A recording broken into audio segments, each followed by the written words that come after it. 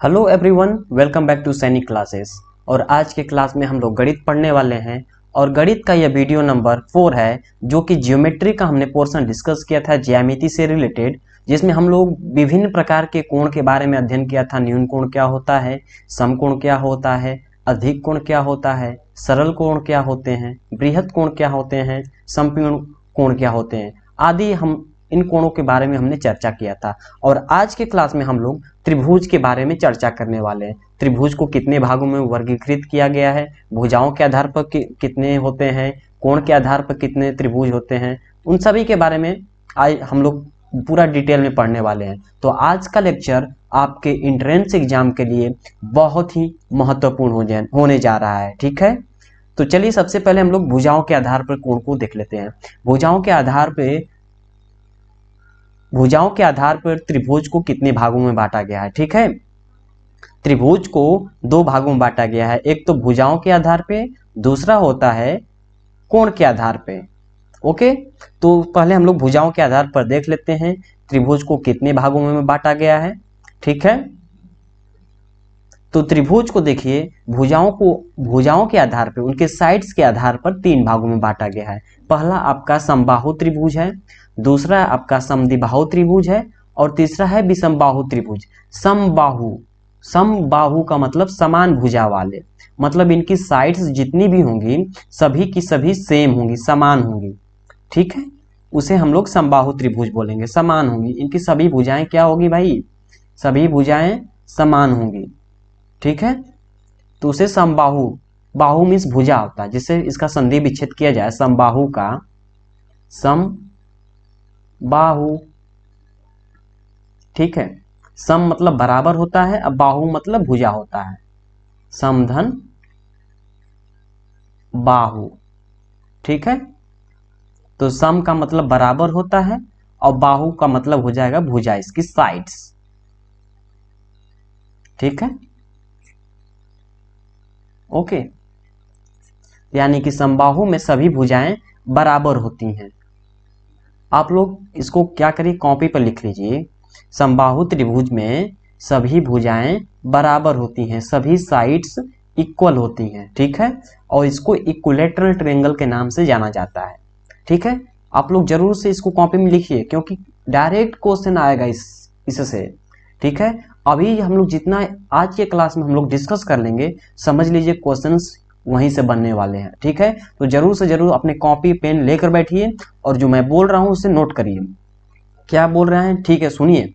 समबाहु त्रिभुज उसे कहते हैं जिसकी सभी भुजाएं बराबर होती हैं, मतलब सभी साइड्स इक्वल होंगी।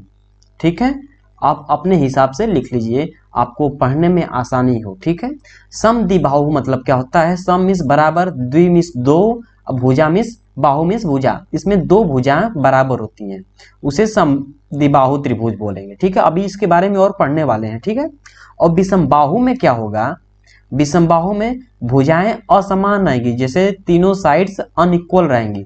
त्रिभुज तो तीन साइड से मिलकर ही बनता है, तीन लाइनों से मिलकर बनता है, उसे त्रिभुज बोलेंगे। किसी बंद आकृति को त्रिभुज बोलेंगे, तीन रेखाओं से घिरी बंद आकृति को क्या बोलेंगे भाई, त्रिभुज बोलेंगे। जैसे एक रेखा ये हुआ, एक रेखा ये हुआ और एक रेखा ये हुआ, तो ये बंद आकृति हुई, इसको हम लोग क्या बोलेंगे, त्रिभुज बोल देंगे, ट्रायंगल बोल देंगे।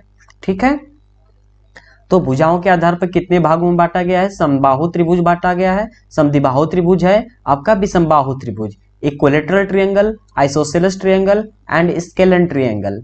ओके, तो चलिए वन बाय वन भुजाओं के आधार पर बांटे गए हैं, इनको अब पढ़ते हैं। देखिए, और कोण के आधार पे अभी देख लेते हैं एक बार, कोण के आधार पर कितने भागों में बांटा है उसको भी थोड़ा उस पर चर्चा कर लिया जाए। उसके बाद वन बाय वन भुजा के आधार पर बात करेंगे, फिर उसके बाद कोण के आधार पे। ठीक है, तो कोण के आधार पर बांटा गया है, देखिए इसको भी 3 भागों में बांटा गया है, न्यून कोण त्रिभुज, समकोण त्रिभुज, अधिक कोण त्रिभुज। ठीक है, कोण के आधार पर कितने भागों में बांटा गया है? 3 भागों में, न्यून कोण त्रिभुज, समकोण त्रिभुज और अधिक कोण त्रिभुज, जो कि फर्स्ट और सेकेंड वीडियो में मैंने बताया था कोण के बारे में। यदि आप लोग उसको देख लिए हैं तो आप लोगों को यहाँ पर कंसेप्ट एकदम क्लियर हो जाएगा। फिर भी नहीं देखे हैं तो मैं ट्राई करूंगा आपको समझाने के लिए, ओके। नहीं तो वहां पर भी कुछ ना कुछ कंसेप्ट दिया गया है, वहां से भी जाकर आप लोग जरूर से जरूर इसको देख लीजिएगा। ठीक है, तो चलिए अब फर्स्ट 1 बाय 1 इसको देखते हैं। भुजाओं के आधार पे जो बांटा गया है अब उसको देखते हैं। समबाहु त्रिभुज, समबाहु का मतलब क्या बताया था मैंने? समान भुजा वाले, मतलब जो भी ट्रायंगल बनेगा सभी के सभी क्या होंगे भाई? समान होंगे। जैसे मान लेते हैं ट्रायंगल हमारा दिया गया है, ट्रायंगल हमारा है ये ए मान लेते हैं, इसको बी मान लेते हैं और इसको सी मान लेते हैं। ठीक है, जैसे कि ए बी सी जो भुजा दी गई है, मतलब ए बी का जो लेंथ होगा, लंबाई होगा, बी सी की लंबाई होगी और ए सी की लंबाई होगी, तो सभी की सभी क्या होंगी भाई? समान होंगी। ठीक है, मतलब इसकी सभी भुजाएं बराबर होती हैं। मैं लिख देता हूं समबाहु त्रिभुज की,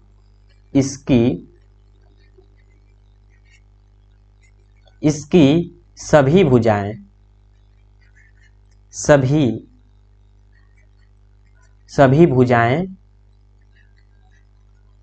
सभी भुजाएं मतलब साइड्स, सभी साइड्स क्या होंगे भाई?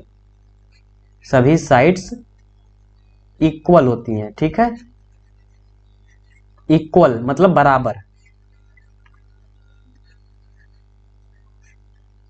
बराबर होती हैं। ठीक है, सभी साइड्स क्या होंगी? बराबर होंगी।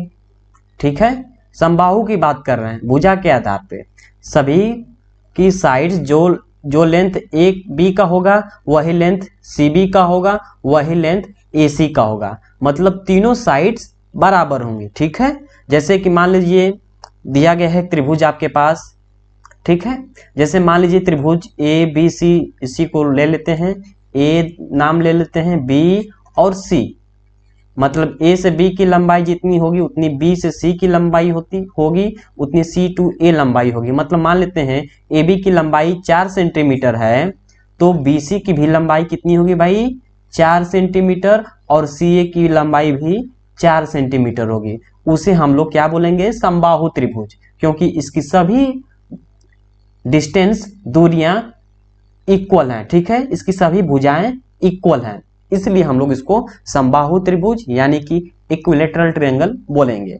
ओके, अब नेक्स्ट है हमारा समद्विबाहु त्रिभुज, मतलब आइसोसेलेस ट्रायंगल। समद्विबाहु त्रिभुज में क्या होता है? इनकी सिर्फ 2 भुजाएं बराबर होंगी। ठीक है, इनकी 2 भुजाएं सिर्फ बराबर होंगी। ठीक है, जैसे मान लीजिए आपको फिगर दिख रहा है बोर्ड पे, ये मान लेते हैं त्रिभुज ए है, ये बी है और ये सी है, तो इनकी सिर्फ देख कर भी आप लोग मालूम कर सकते हैं ए सी की लंबाई और सी बी की लंबाई, ए सी की लंबाई और बी सी की लंबाई क्या है भाई? बराबर है, मतलब 2 भुजाएं इसमें बराबर होती हैं। इनमें केवल इनमें 2 साइड्स यानी कि भुजा, इनमें 2 साइड्स भुजा इक्वल होती हैं। इक्वल का मतलब बराबर होती हैं, इक्वल होती हैं। ठीक है, आप इतना तो जानते होंगे इक्वल होती हैं, इक्वल का मतलब क्या होता है? बराबर होती हैं, मतलब इनमें किन्हीं 2 साइड्स इक्वल होंगी। ठीक है, कोई 2 साइड्स बराबर होंगी। ठीक है, तो इस प्रकार के त्रिभुज को हम लोग क्या बोलेंगे? समद्विबाहु त्रिभुज। ठीक है, जैसे एक एग्जाम्पल ले लेते हैं, एग्जाम्पल के तौर पे और समझने में आसानी होगा। मान लेते हैं ए दिया गया त्रिभुज, बी है, ए बी सी दिए गए हैं इसके कॉर्नर। ठीक है, कोने दिए गए हैं, मतलब ए बी की मान लेते हैं लंबाई 4 सेंटीमीटर है और बी सी की लंबाई 5 सेंटीमीटर है और सी ए की लंबाई भी 5 सेंटीमीटर है। मतलब इनमें सिर्फ 2 भुजाएं बराबर हैं। देखिए ए सी की लंबाई लिख लेते हैं यहाँ पर, ए सी की लंबाई और बी सी की लंबाई बराबर है, कितनी है भाई? 5 सेंटीमीटर। ठीक है। तो ये कौन सा त्रिभुज हो गया भाई आपका? ये आपका समद्विबाहु त्रिभुज हो गया, जिसमें दो भुजाएं बराबर होती हैं। ठीक है, देखिए ये भुजा इस भुजा के बराबर है, तो ये समद्विबाहु त्रिभुज हो गया। ठीक है, चलिए नेक्स्ट है हमारा स्केलेन ट्रिएंगल यानी कि विषमबाहु त्रिभुज। स्केलेन ट्रिएंगल यानी कि विषमबाहु त्रिभुज। देखिए विषम मतलब असमान, असमान भुजा वाले रहेंगे इसमें। इसमें कोई निश्चित लंबाई नहीं होती है त्रिभुजों की। ठीक है, मतलब हर साइज डिफरेंट डिफरेंट होगा, हर उसका साइड्स अलग अलग होगा। कोई 3 सेंटीमीटर का होगा, कोई 4 सेंटीमीटर का होगा, कोई 5 सेंटीमीटर का होगा। इसमें कोई फिक्स्ड लेंथ नहीं रहता है। तो इसकी इस त्रिभुज में क्या होता है, सभी असमान भुजा रहते हैं।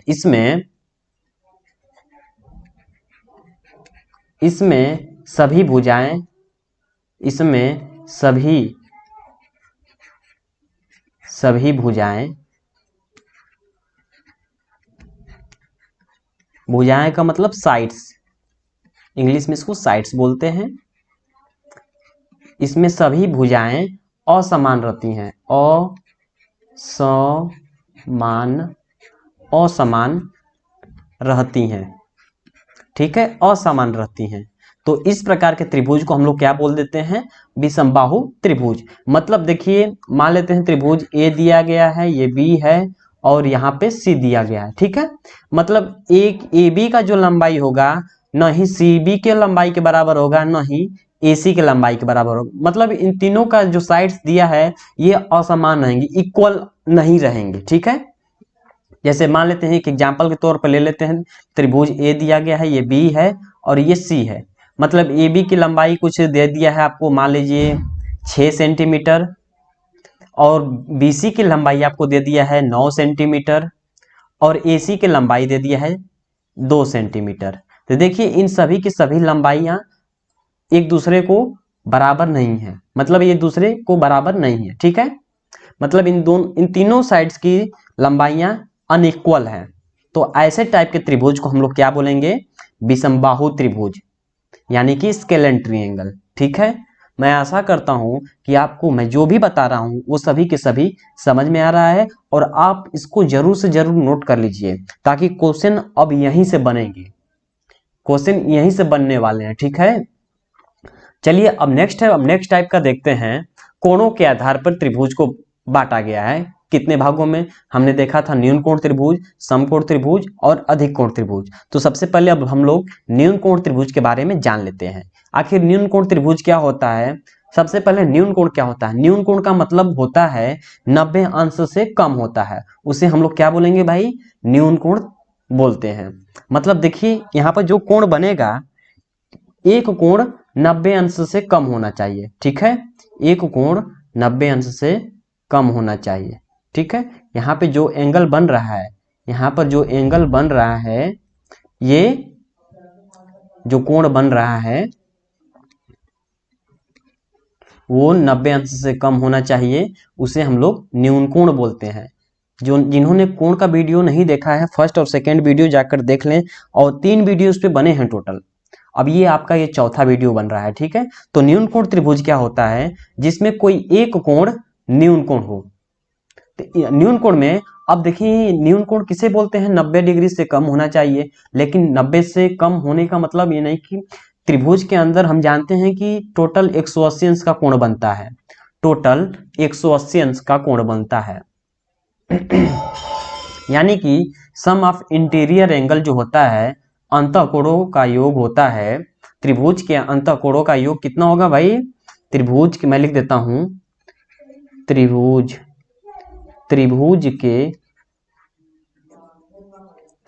के अंतः मतलब अंदर के कोणों का योग, अंदर के कोणों का योग होता है 180 अंश। जब अंदर त्रिभुज के अंदर का सभी कोणों को जोड़ेंगे तो 180 अंश होता है। किसी भी त्रिभुज की आप बात कर लीजिए, न्यून कोण त्रिभुज की बात कर लीजिए, चाहे समकोण त्रिभुज की बात कर लीजिए, चाहे अधिक कोण त्रिभुज की बात कर लीजिए, किसी भी प्रकार का कोई त्रिभुज हो तो उसके अंदर के कोणों का योग करेंगे तो 180 अंश आता है। इसको थोड़ा नोट्स कर लीजिएगा क्योंकि ये इंपॉर्टेंट है, ठीक है। इस पे आपका न्यूमेरिकल बनता है, मैथ्स में ज्यादातर क्वेश्चन इस पे पूछे जाते हैं, ठीक है। तो आइए अब न्यून कोण के बारे में जान लेते हैं। न्यून कोण त्रिभुज क्या होता है? जिसका सभी कोण न्यून कोण होते हैं, मतलब 90 अंश से कम होगा। यानी कि इसका मान 60 अंश होगा न्यून कोण में, और इसका भी मान 60 अंश होगा, और इसका भी मान 60 अंश होगा। जब इसको जोड़ेंगे तो सभी के सभी कोण बराबर होंगे। 6, 12, 180, 60, 120, 180। 60 को जोड़ेंगे 60 में 120 हुआ, 120 में 60 को जोड़ेंगे कितना हुआ? 180 हुआ। यानी कि कोण के त्रिभुज को सेटिस्फाइड कर रहा है, ठीक है, सत्यापित कर रहा है कि यही हमारा न्यून कोण है, ठीक है। न्यून कोण के बारे में जान गए, जिसका सभी कोण न्यून कोण हो। अब आइए समकोण के बारे में जान लेते हैं, यानी कि राइट एंगल ट्रायंगल के बारे में जान लेते हैं। तो राइट एंगल ट्रायंगल के बारे में जानने से पहले हम लोग राइट एंगल के बारे में जान लेते हैं। राइट एंगल क्या होता है? जिसका एक कोण 90 अंश का होता है, जिसका एक कोण 90 अंश के बराबर होता है। जैसे यहाँ पे जो कोण दिया गया है, यहाँ पर जो कोण होगा ये 90 डिग्री होगा, ठीक है, उसे हम लोग राइट एंगल बोलते हैं। अब राइट एंगल ट्रायंगल कैसे बनेगा? देखिए, जिसका एक कोण 90 डिग्री के बराबर होगा। देखिए यहाँ पे 90 डिग्री है, बाकी और सब कुछ भी हो रह सकता है, सभी के सभी अब तो न्यून ही कोण होंगे, बाकी और न्यून कोण होंगे। इसका मान कुछ और होगा और इसका मान कुछ और होगा। जब इसके अंदर वाले कोणों को जोड़ेंगे तो कितना आएगा भाई? 180 आएगा, ठीक है। तो समकोण त्रिभुज में क्या होता है? एक कोण समकोण होता है। इसमें समकोण त्रिभुज में एक कोण समकोण समकोण यानी कि 90 डिग्री। समकोण का मतलब 90 डिग्री होता है, ठीक है। यानी कि इसको राइट एंगल ट्रायंगल के नाम से भी जानते हैं। ओके, अब नेक्स्ट है हमारा अधिक कोण क्या होता है? Obtuse angle triangle. Obtuse angle triangle में इसमें जो कोण बनेगा वो 90 से बड़ा रहता है, लेकिन 180 अंश से छोटा रहता है। 90 से बड़ा रहेगा अधिक कोण में, ठीक है। अधिक कोण त्रिभुज, यहाँ पर त्रिभुज लिखना जरूरी था, त्रिभुज, ठीक है, हम लोग त्रिभुज के बारे में पढ़ रहे हैं। तो अधिक कोण त्रिभुज में क्या होता है? 90 से तो बड़ा रहेगा, 90 से जो वैल्यू रहेगी वो बड़ी रहेगी, लेकिन 180 से छोटी रहती है, ठीक है। कोण का मान 180 से छोटी रहती है, ठीक है। ओके, तो आइए अधिक कोण त्रिभुज के बारे में जान लेते हैं। अधिक कोण त्रिभुज के बारे में, अधिक कोण त्रिभुज में कोई एक कोण इसमें अधिक कोण होगा। तो देखिए 90 से बड़ा है, हाँ, तो इस प्रकार के त्रिभुज को हम लोग क्या बोलेंगे? अधिक कोण त्रिभुज। ओके, अब आइए कुछ फार्मूले डिस्कस कर लेते हैं, जो कि आपके एंट्रेंस एग्जाम में ये इस प्रकार के फार्मूले पूछे जाते हैं, फार्मूले भी पूछे जाते हैं, साथ साथ में इससे क्वेश्चन भी पूछ लिया जाता है। तो ये सूत्र है, समझ लीजिए, ये सूत्र है, ठीक है। तो देखिए, ये त्रिभुज दिया गया है, मान लेते हैं ए है, और यहाँ पर दिया गया है बी, और ये सी दिया गया है। जो नीचे वाली साइड होती है, नीचे वाली रेखा होती है, उसको बेस बोलते हैं, यानी कि आधार बोलते हैं। नीचे वाले को आधार बोलते हैं, ठीक है, यानी कि बेस। और ये और जस्ट बेस से 90 डिग्री पर खींचा जाता है, उसे हम लोग क्या बोलते हैं? लंब बोल देते हैं, या ऊंचाई इसको बोल सकते हैं। इसको आप ऊंचाई भी बोल सकते हैं, ठीक है, इसको आप ऊंचाई भी बोल सकते हैं, ठीक है। तो मान लीजिए जब इसका क्षेत्रफल पूछ देगा, त्रिभुज का क्षेत्रफल, यदि आपके पास आधार दिया हो और ऊंचाई दिया हो, लिखिए, यदि आपके पास आधार दिया गया हो, आधार दिया हो और ऊंचाई दिया हो, तो फार्मूला कौन सा अप्लाई करेंगे? क्षेत्र। और यदि आपको क्षेत्रफल भी निकालना हो तो क्षेत्रफल बराबर होगा, क्षेत्रफल बराबर क्या होगा भाई? 1/2 गुणे आधार गुणे ऊंचाई, आधार गुणे ऊंचाई बोल सकते हैं या लंब बोलिए, एक ही बात है। ठीक है, इसके अंदर लंब भी लिख सकते हैं। ठीक है, तो 1/2 गुणे आधार गुणे ऊंचाई। ठीक है, चलिए एक फार्मूले पे इसी पर डिस्कस कर लेते हैं क्वेश्चन। मान लीजिए आपके पास आधार दिया गया है 2 सेंटीमीटर और ऊंचाई दिया है 4 सेंटीमीटर। तो त्रिभुज का क्षेत्रफल ज्ञात करना है। त्रिभुज का क्षेत्रफल क्या है? त्रिभुज का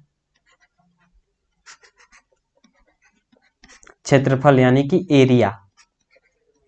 एरिया ऑफ ट्रायंगल। तो 1/2 था आधार गुणे ऊंचाई। ठीक है, तो इसको जल्द से जल्द आप ट्राई करिए, उसके बाद इसका आंसर बताइए कितना हो जाएगा। 1/2 आधार कितना दिया हुआ भाई साहब आपका 2 सेंटीमीटर दिया है और ऊंचाई कितना दिया है 4 सेंटीमीटर। 2 से 2 कट गया यानी कि 4 वर्ग सेमी। 4 वर्ग सेमी आपका उत्तर हुआ। देखिए, जब आप कभी भी क्षेत्रफल निकालेंगे तो हमेशा वर्ग इकाई में लिखेंगे। इकाई का कहने का मतलब ये है आपका सेंटीमीटर में भी हो सकता है, मीटर में भी हो सकता है, मिलीमीटर में भी हो सकता है, किसी में भी हो सकता है। लेकिन जब आप कभी भी क्षेत्रफल निकालेंगे तो हमेशा वर्ग में आंसर आना चाहिए। ठीक है, हमेशा वर्ग में। चलिए, समझ में आया क्वेश्चन आपको? नेक्स्ट है हमारा। अब देखिए, अब मान लीजिए आपसे किसी भी त्रिभुज का क्षेत्रफल पूछ दे, चाहे आपका समबाहु त्रिभुज हो, विषमबाहु त्रिभुज हो, कोई भी त्रिभुज हो। जब आपके पास जब विषमबाहु त्रिभुज दिया हो, विषमबाहु त्रिभुज का मैं फार्मूला बता रहा हूं। जब भुजाएं असमान रहेंगी, जब असमान रहेंगी तो आप यहां से भुजा से आप इसको सॉल्व कर सकते हैं। जब भुजाएं असमान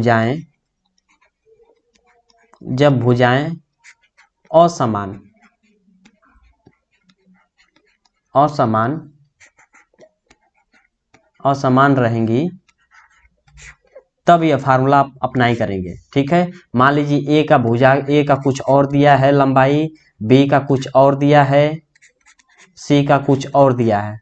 ठीक है, सी का कुछ और दिया है। मान लीजिए ए का दिया है 2 सेंटीमीटर और बी का दिया है 3 सेंटीमीटर और सी का दिया है 4 सेंटीमीटर। ठीक है, यानी कि ये 2 दिया है, 2 सेंटीमीटर लंबाई दिया है और ये आपका दिया है 3 सेंटीमीटर लंबाई और ये 4 सेंटीमीटर लंबाई दे दिया है। तो सबसे पहले आप लोग फार्मूला निकालेंगे। फार्मूला देखिए यही है। सबसे पहले एस निकालेंगे। एस कैसे निकालेंगे? मतलब एस का मतलब है परिमाप, अर्ध परिमाप। एस का मतलब है अर्ध परिमाप। अर्ध परिमाप सेमी पेरीमीटर। पेरीमीटर का मतलब परिमाप होता है, सेमी मतलब आधा होता है, यानी कि अर्ध परिमाप हुआ। ठीक है, तो सबसे पहले आप लोग इस त्रिभुज का एस निकालेंगे। तो एस में क्या लिखते हैं? a प्लस बी प्लस सी बटा 2। ए का मान कितना दिया है भाई साहब? 2 दिया है। बी का मान कितना दिया है? 3 दिया है और सी का मान कितना दिया है? 4 दिया है, बटा में 2। 2 3 5 4 9, यानी कि 9/2 हुआ। ठीक है, यानी कि यहां पर यस का मान निकल जाएगा। ठीक है, एस का मान अब यहां से कैलकुलेट करेंगे, यानी कि 4.5 आएगा। ठीक है